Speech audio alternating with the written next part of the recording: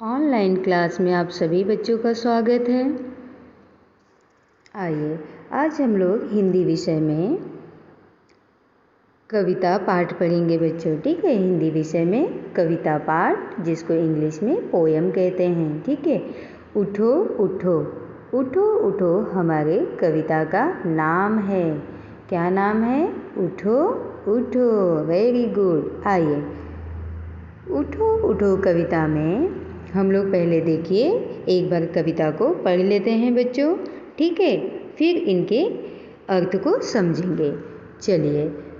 उठो उठो पत्ती डोली चिड़िया बोली, हुआ सवेरा उठो उठो, छाई लाली आहा निराली, मिटा अंधेरा उठो उठो, आलस त्यागो प्यारे जागो, आंखें खोलो उठो उठो, देखो झांकी भारत माँ की, जय जय बोलो उठो उठो। ठीक है बच्चों, चलिए इनके दो दो लाइन्स को हम लोग पढ़कर इनके अर्थ को समझ लेते हैं। ठीक है, देखिए यहाँ पे लिखा है पत्ती डोली चिड़िया बोली, हुआ सवेरा उठो उठो।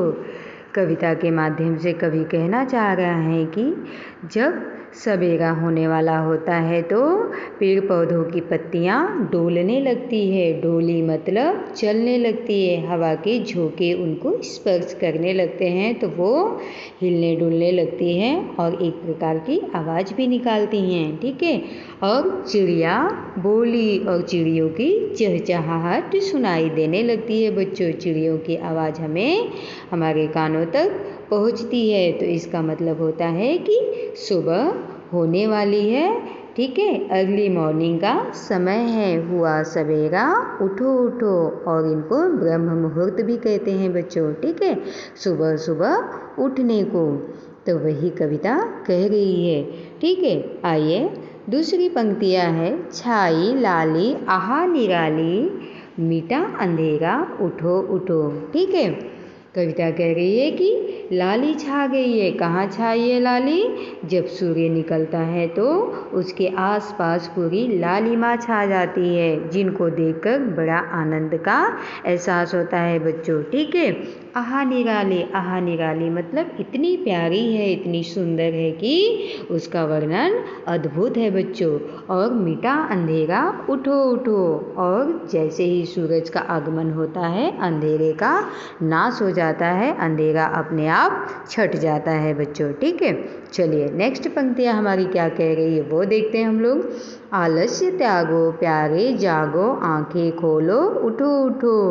आलस त्यागो यानी हे बच्चों आलस्य को त्याग दो, आलस को छोड़ दो। बच्चों को सुबह सुबह बड़ी अच्छी नींद आती है, बड़ी प्यारी नींद आती है, तो वही कविता कह रही है कि आलस्य को त्याग दो और हे प्यारे बच्चों अब जाग जाओ और आंखें खोलो और उठो उठो, अपनी आंखें खोल दो।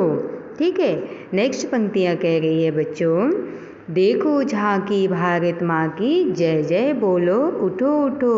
और जब बच्चों आप उठ जाओगे जग जाओगे तो आप भारत माँ की झांकियाँ देखोगे। भारत देश में रहने के कारण हम अपने देश को भी माता कहते हैं, तो वो भारत माता के नाम से कहा जाता है बच्चों। ठीक है, और जय जय बोलो मतलब भारत माँ को नमन करो, नमस्ते करो।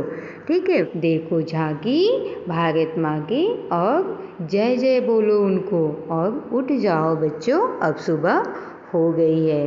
ठीक है, आइए हम लोग यहाँ देख लेते हैं कि किनके बारे में बात कही गई है। यानी सूरज का आगमन हो गया है, चिड़िया बोलने लगी हैं, पत्तियाँ डोलने लगी हैं, और जब आप उठ जाते हो तो किसका दर्शन करते हो? भारत माँ की। ठीक है, अपने माता पिता और भारत माँ के हम लोग दर्शन करते हैं, और बहुत ही अच्छी कविता है बच्चों। और जब इनका बार बार आप अभ्यास करेंगे तो आपको अच्छे से ये कविता भी याद हो जाएगी।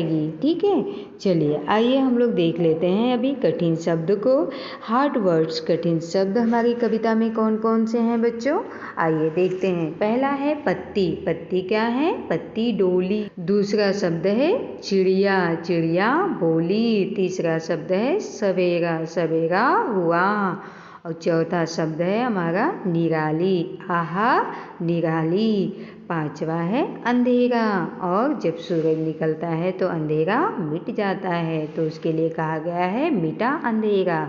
छठवां है आलस्य, आलस त्याग दो प्यारे, और जाग जाओ, ऐसी बातें कही गई है।